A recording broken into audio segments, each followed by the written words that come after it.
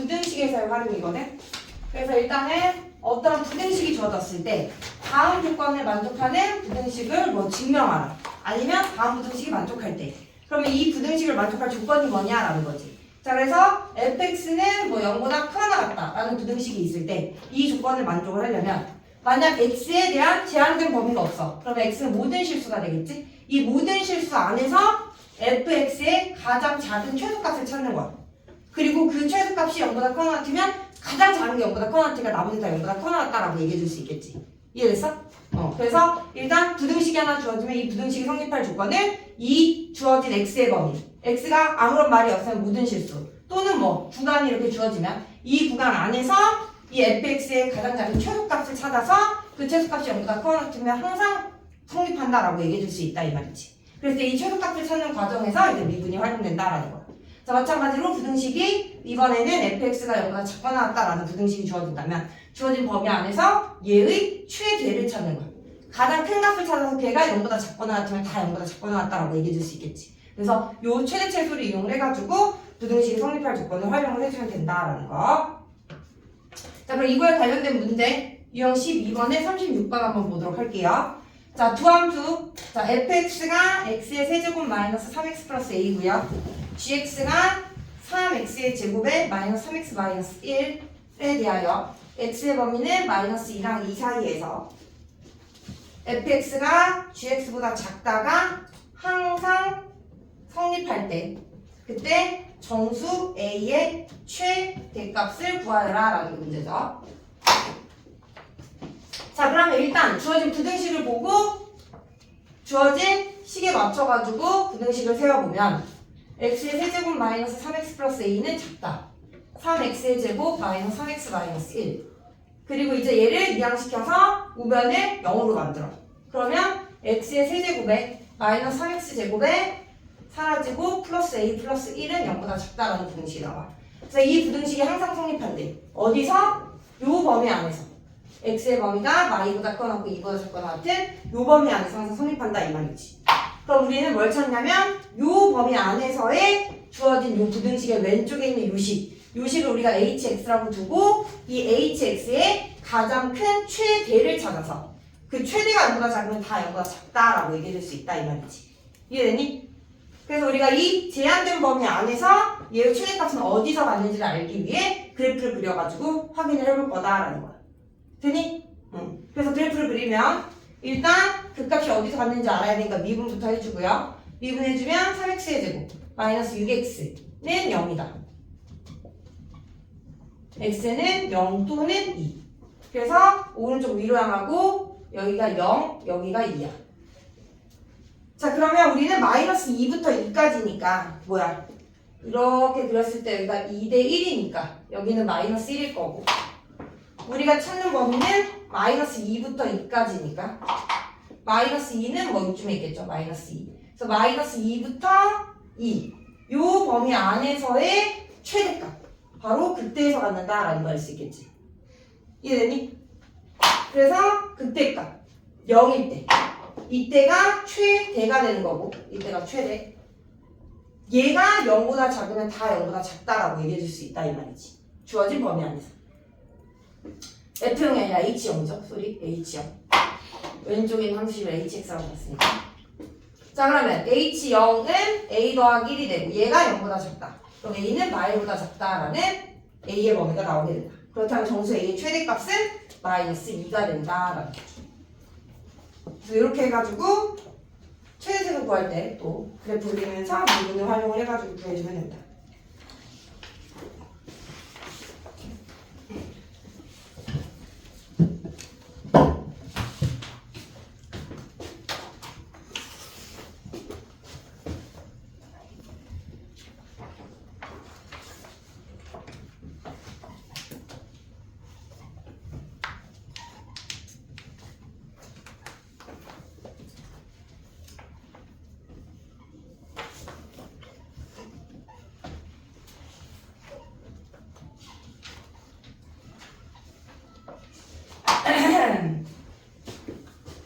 자, 유형 13번에 이번에는 40번을 볼 건데 자, 일단 유형 13번을 보면 두 함수 fx, gx에 대하여 임의해 주실 실수 x1, x2에 대해서 다음 부등식이 성립하도록 하는 실수 k값의 범위를 구하라 라고 했어. 자, 근데 지금 방금 전에도 우리가 부등식에 대한 문제를 풀고 왔는데 일단 36번과 40번의 차이는 일단 뭐 제한된 범위는 뭐 제한시켜주면 되니까 푸는 방법엔 차이가 없는데 일단 여기서 보면 얘는 주어진 부등식 안에서 이 x가 얘가 1이면 얘도 1이어야 되는 거야. 무슨 말인지 알겠어? 같은 x가 부등식에 써있기 때문에 얘가 2면 얘도 2가 돼야 되는 거야. 그래서 함수값을 비교했을 때 항상 얘가 작아야 된다라는 의미인 거고 얘를 보면 얘는 뭐냐면 x1, x2야. 그러니까 다른 x에 대해서도 얘가 항상 함수값이 커야 된다 이 말인 거지. 무슨 말인지 알겠어? 그래서 36번과 40번의 차이는 36번은 하나의 x에 대해서 함수값이 fx가 작으면 되는데 얘는 부등호가 좀 반대라서 헷갈릴 수 있지만 어쨌든 여기서 포인트는 뭐냐면 얘는 같은 x에 대해서 비교하는 거고 얘는 다른 두 x에 대해서도 이 부등식이 성립해야 된다 이 말이야. 그래서 살펴보면 어떻게 그림이 그려지냐면 얘는 일단 크다 쪽에 있는 함수가 작다 쪽에 있는 함수보다 위쪽에만 있으면 돼. 이런 식으로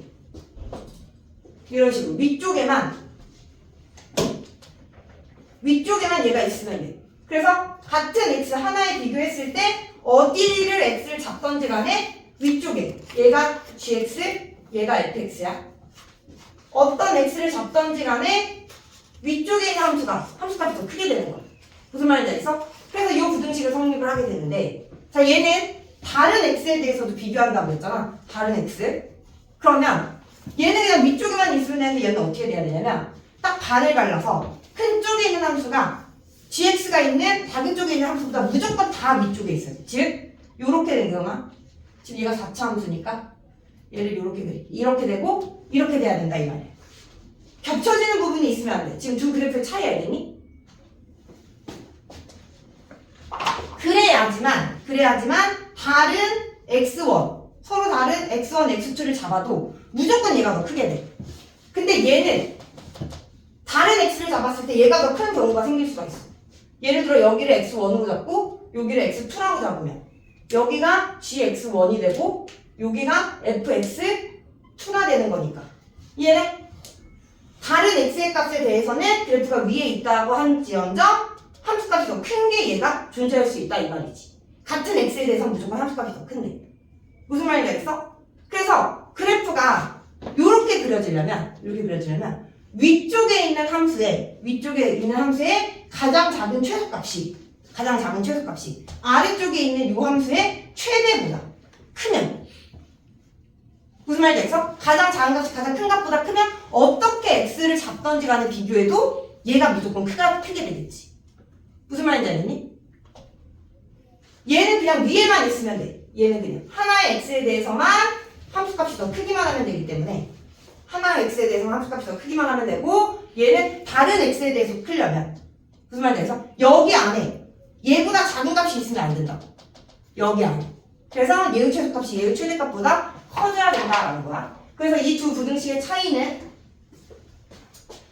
이렇게 같은 x에 대해서만 비교하냐 다른 x에 대해서도 비교를 하냐 그 차이가 되는 거고 그래서 다른 x에 대해서 비교할 때는 얘의 가장 작은 최소가 가장 큰 최대보다 클 때 항상 얘를 만족할 수 있다라는 거지. 됐니? 자 그래서 일단 fx의 최소를 찾고 gx의 최대를 찾을 거야. 자 첫 번째 fx의 최소 찾을 건데 지금 보면 얘가 4차 함수란 말이야. 4차 함수 그래프 개형은 총 4가지야.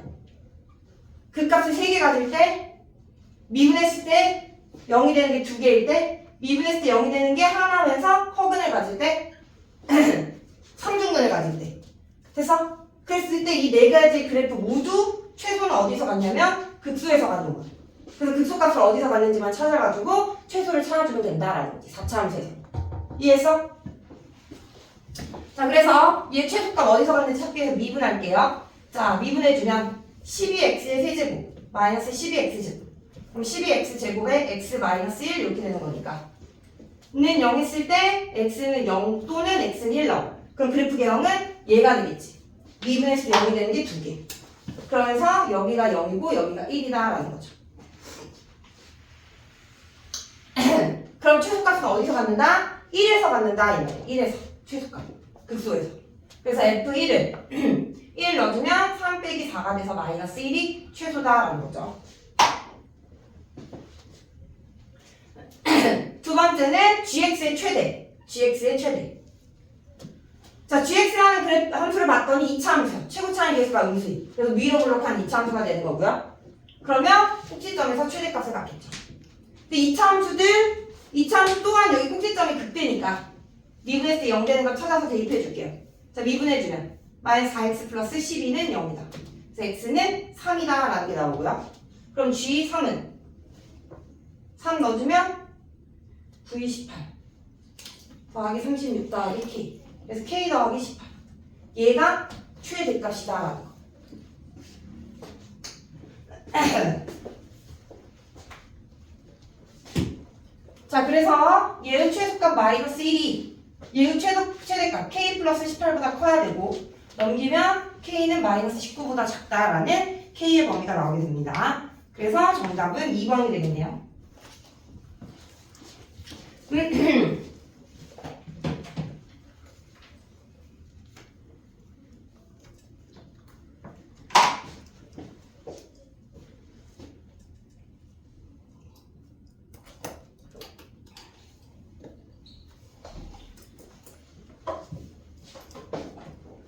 됐죠? 지울게요.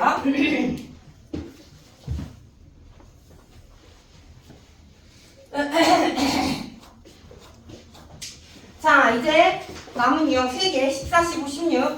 자, 얘는 위치함수와 그리고 속도 가속수 사이의 관계에 대한 유형이야. 그래서 한번 정리하고 넘어갈게. 자, 일단 점 P가 수직선 위를 움직일 때 시각 t에 대한 위치함수를 x, t라고 하자라는 거지. 그래서 수직선이 이렇게 있으면 여기 위에 점 P가 움직이는 거야. 자, 그래서 위치함수가 딱 주어져 놓고 이 위치함수의 어떠한 특정한 시간에서의 순간 변화율을 구하래. 순간 변화율. 그걸 바로 우리는 속도다라고 정의하는 거야. 자, 위치함수 xt의 시각 t에 대한 순간 변화율. 얘를 우리는 속도다라고 얘기하는 거고, 속도. 얘 정의야. 위치함수 xt의 시각 t에 대한 순간 변화율. 위치가 순간적으로 어떤 빠르기로 변하냐라는 거지.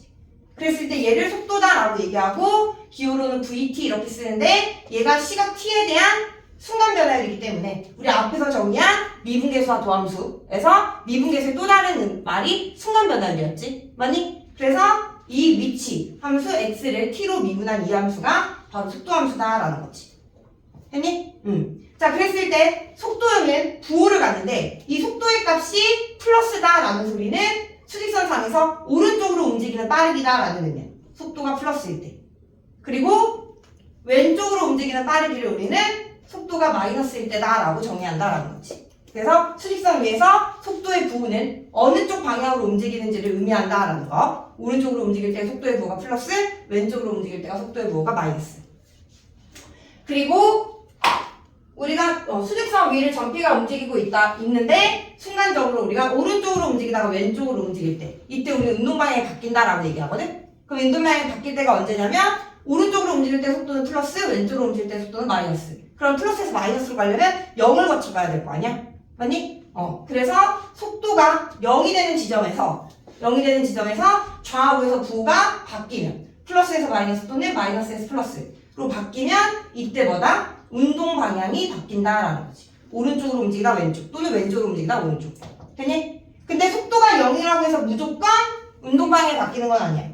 오른쪽으로 움직이다 잠깐 멈췄다가 다시 오른쪽으로 움직이면 이때는 뭐야? 그냥 정지했다가 다시 움직였다라고 보는 거지. 뭔 말인지 알겠니? 속도가 0에서 좌우에서 부호가 바뀔 때 운동 방향이 바뀐다라고 볼 수 있고, 또한 방향에 상관없이 그냥 빠르기만 보고 싶어.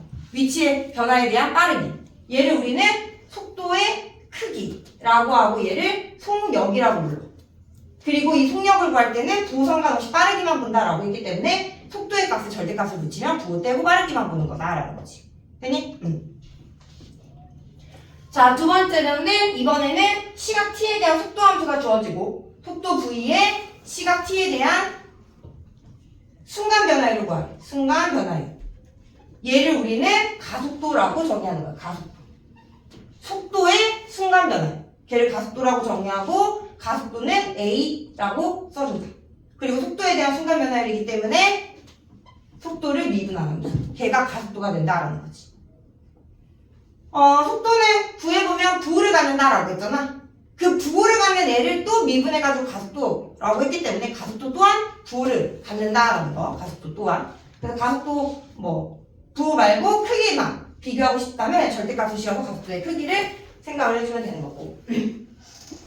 자, 그래서 이와 같은 내용에 대한 문제를 풀 건데, 자, 지금 선생님이 정리한 건 시각 t에 대한 위치 함수가 주어졌을 때 그때의 위치의 변화를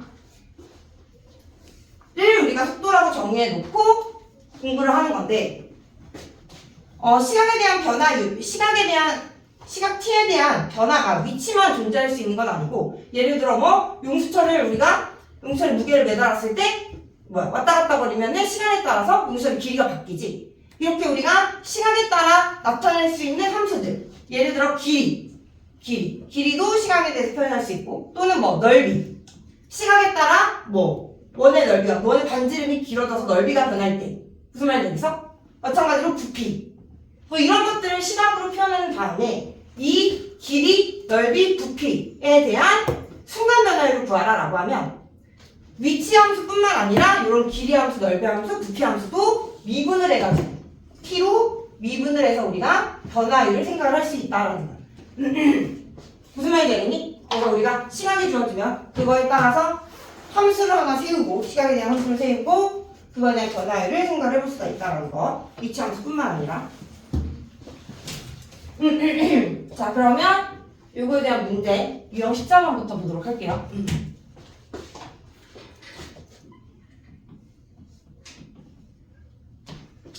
자, 유형 14번에 44번. 수직선 위를 움직이는 전피의 시각 t에서의 위치 x가 t의 세제곱 마이너스 9t제곱 더하기 24t 마이너스 16일 때 다음 문에 답하여. 1번. 전피의 가속도가 0인 순간에 속도를 구하래. 자, 가속도가 0인 순간, 가속도 a가 0인 순간에 속도를 구하라 라는 거야. 그럼 가속도가 언제 0이 되는지를 찾고 그 다음 속도를 구해야 되니까 주어진 위치 함수 가지고 1단계로는 속도 함수를 구해야겠지. 속도의 순간 변화율이 가속도니까. 그래서 위치 함수를 t로 미분해주면 3t제곱 마이너스 18t 더하기 24. 그리고 이제 이 속도 함수를 다시 미분해서 가속도 함수를 구한다. 그래서 미분해주면 6t 마이너스 18이 되고, 이 가속도가 0이 되는 순간에 속도를 구하래. 자, 가속도가 0이다. 얘를 만족하는 t는 3이다 라는 거죠. 그리고 t가 3일 때의 속도를 찾아라 라는 거예요.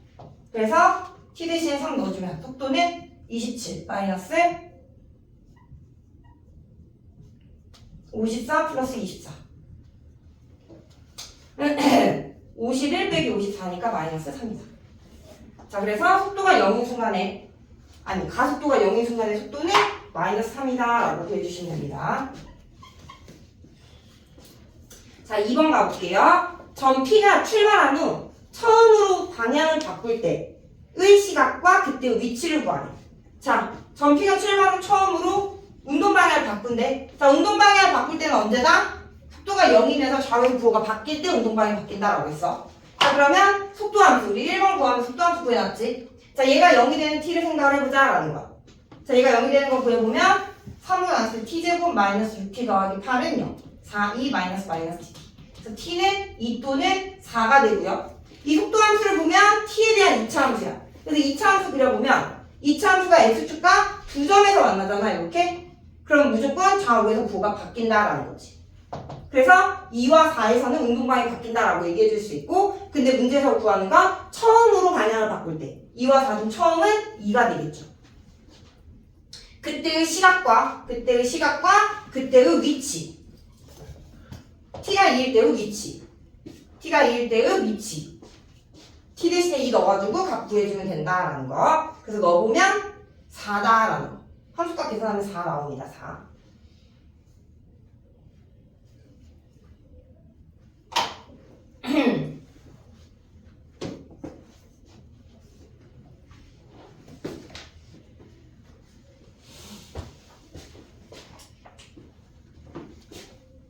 자, 3번 가볼게요. 자, 이번에는 전피가 출발 후 처음으로 원점을 지날 때의 시각과 그때의 속도를 구하래.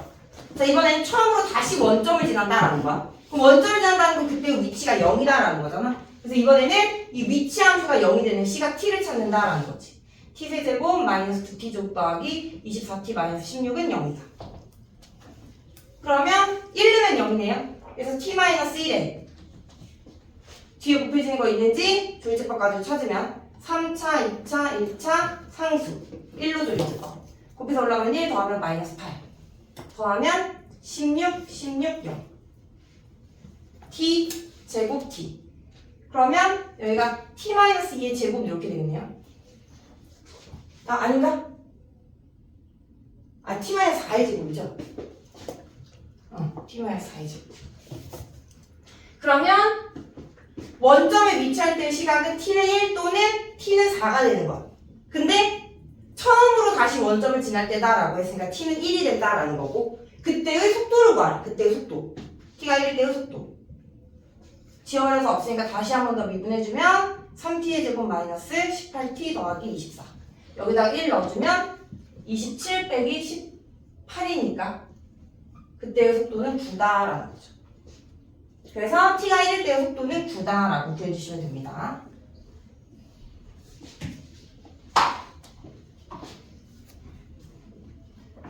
자, 4번 가보면 자, t는 0에서 t는 4일 때까지의 전피의 평균 속도를 구하래.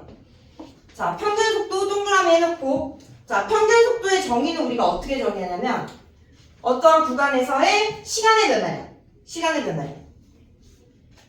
그걸 이동한 시간이라고 쓸게. 이동한 시간. 시간의 변화량 분의 그때의 위치의 변화량. 으로 우리가 평균 속도를 정의를 하고요. 그 밑에 보면 5번에 평균 속력이 있어요. 5번에 평균 속력. 그렇다면 평균 속력은 무엇이냐? 평균 속도는 시간의 변화량 분의 위치의 변화량이 평균 속도라면 평균 속력은 시간의 변화량, 이동한 시간 분의 뭐냐면 실제로 이동한 거리. 얘는 위치의 변화량만 생각하는 거기 때문에 중간에 이 점이 어떻게 움직였는지 상관없이 처음과 끝의 위치의 변화량만 보는 게 평균 속도고, 이동한 평균 속력의 이동한 시간분의 실제로 이동한 거리. 실제로 이동한 거리. 라고 하면 얘는 중간 과정까지 우리가 다 생각해가지고 실제로 이동한 거리를 분자해 준 다음에 구해주는 얘를 평균 속력이라고 정의한다라는 거지. 무슨 말인지 알겠어? 평균 속도는 중간 과정 생략하고 처음과 끝만 본다면 이동한 거리는 중간에 어떻게 이동했는지 싹 다 계산해가지고 총 이동 거리로 구해주면 평균 속력이 된다라는 거. 자, 그래서 4번 같이 보면 t가 0에서 t는 4일 때까지 전피의 평균 속도를 구하래. 그럼 일단 이동한 시간은 0부터 4니까 4가 시간의 변화량이 되고 4 빼기 0. 그리고 위치의 변화량은 4에서의 위치에서 0에서의 위치, 이 차이만 보면 된다라는 거야. 4에서의 위치, 0에서의 위치, 이 차이.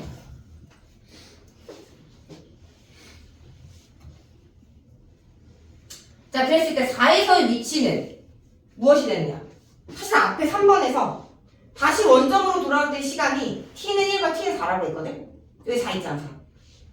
넣어보면 0 나와, 0. 4일 때의 위치는 0이고요. 빼기 0일 때의 위치 0, 0, 0 넣어주면 마이너스 16이 되네요. 분모는 4. 그럼 4분의 플러스 16이니까 평균 속도는 4다라고 구해줄 수 있는 거야.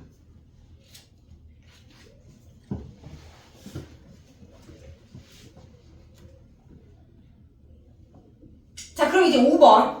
t는 0에서 4까지의 전피의 평균 속력을 구하래. 평균 속력을 구하려면 이동한 거리를 알아야 되는데, 자, 이동한 거리, 실제로 어떻게 이동했는지는 우리가 지금 1번부터 3번까지 하면서 구해봤거든?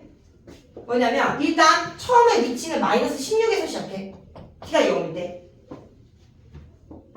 그래서 움직여 보면 아까 속도가 0인 지점, 운동 방향을 바꿀 때의 시각과 그때의 위치라고 했을 때 우리가 2번에서 보면 2번 문제 풀 때 우리 속도가 0이 되는 지점이 2와 4다라고 했잖아. 그래서 2보다 작은 쪽에 있는 속도의 부호는 플러스야. 그러면 처음에 시작해가지고 속도는 플러스이기 때문에 오른쪽으로 이렇게 움직이고 있다라는 거지. 속도의 부호를 가지고 우리가 판단할 수 있어. 그러다가 2초가 되는 순간 운동 방향이 플러스에서 마이너스로 바뀌는 거야. 운동 방향이 플러스에서 마이너스. 왼쪽으로 움직였다라는 거지. 그리고 그때의 위치는 뭐였냐면 2번 문제에서 그때의 위치는 4였다라는 거지. 그래서 처음 0에서 시작해서 2초가 되는 순간까지 오른쪽으로 이렇게 움직였다가 2초가 되는 순간까지 오른쪽으로 움직였다가 2초에서 4초까지가 어떻게 움직였다? 왼쪽으로 움직였다라는 거야. 속도의 부호가 마이너스니까. 이해해? 그래서 2초에서 4초까지 왼쪽으로 움직이는데 4초일 때의 위치가 뭐라고? 4초일 때의 위치가 0이다라는 거야. 그래서 2초에서 4초까지 왼쪽으로 움직이면서 4초가 되는 순간 0이 됐던 거야. 이해해? 그러니까 수직선에서 점 P는 마이너스 16에서 시작해가지고 4로 갔다가 운동 방향 바꿔서 다시 0으로 돌아왔다라고 보면 되는 거지. 뭔 말인지 알겠어? 그럼 최종적으로 이동한 거리는 마이너스 16부터 4까지 갔으니까 20만큼 이동했다가 다시 4만큼 이동한 거지. 됐니? 그래서 평균 속력을 구해보면 이동한 시간은 똑같이 4인데 그때 총 이동한 거리는 24가 돼야 된다. 그래서 평균 속력은 6이다라는 거죠.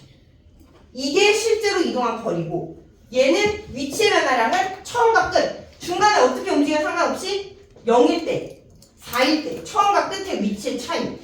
그러니까 0 빼기 마이너스 16이 됐던 거. 무슨 말인지 알겠니? 이렇게 구분해서 구해야 된다라는 거죠.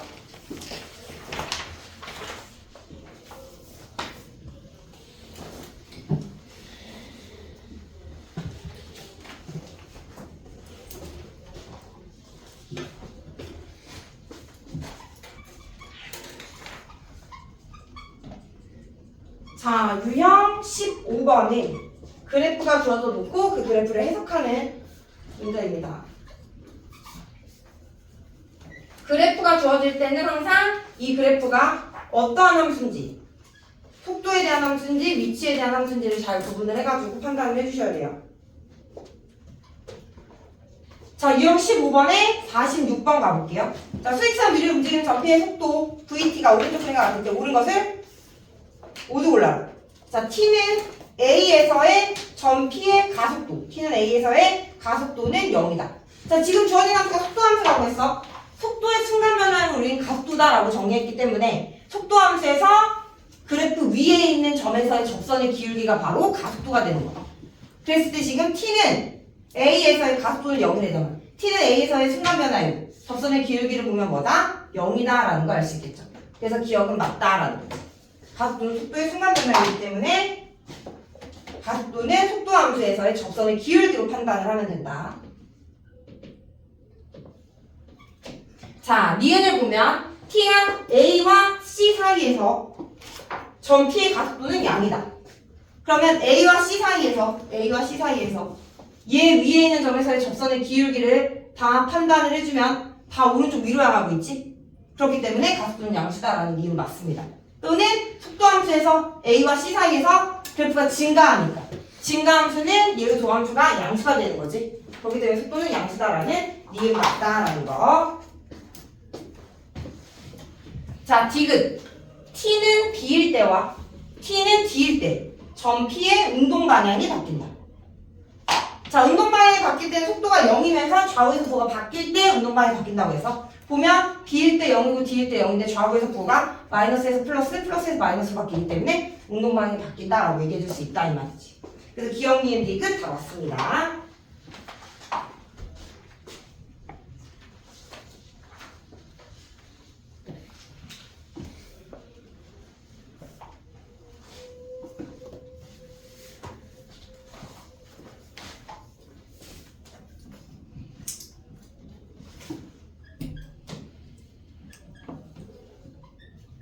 자, 이번에는 이 순간 변화율을 위치 함수뿐만 아니라 시각에 대한 새로운 또 다른 함수에다가 적용을 해서 변화율을 살펴보는 문제다.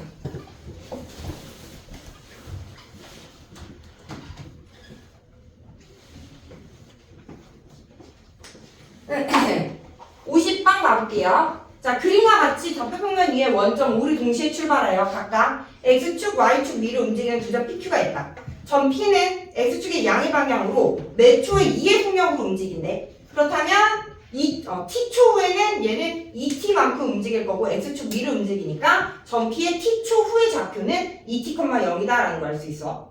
자, 마찬가지로 Q는 Y축의 양의 방향으로 매 초에 1의 속력으로 움직인대. 그렇다면 T초 후에는 T만큼 움직일 거고 Y축 위로 움직이니까 0,T가 Q점의 좌표다라는 걸 알 수 있겠지. 자, 그랬을 때 선분 PT와 직선 Y는 EX가 만나는 점을 R이라고 할 때 OR의 길이에 시간에 대한 변화율을 구하여라 라는 거야.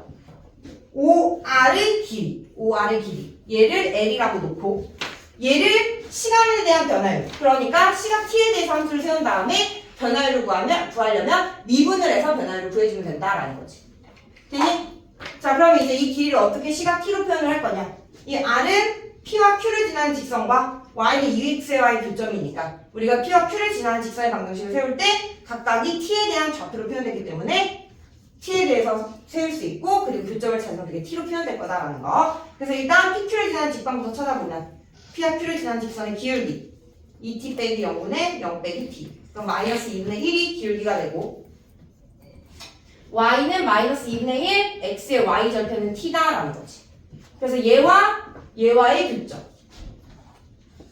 얘는 2x랑 같다라는 거 교점 찾을 때 그럼 이제 여기서 풀면 t는 2분의 5x가 되고요. 그럼 x는 5분의 2t가 된다라는 거지. x는 5분의 2t 그럼 점 R의 좌표는 5분의 2t, y는 2x 위에 있으니까 5분의 4t가 된다라는 말.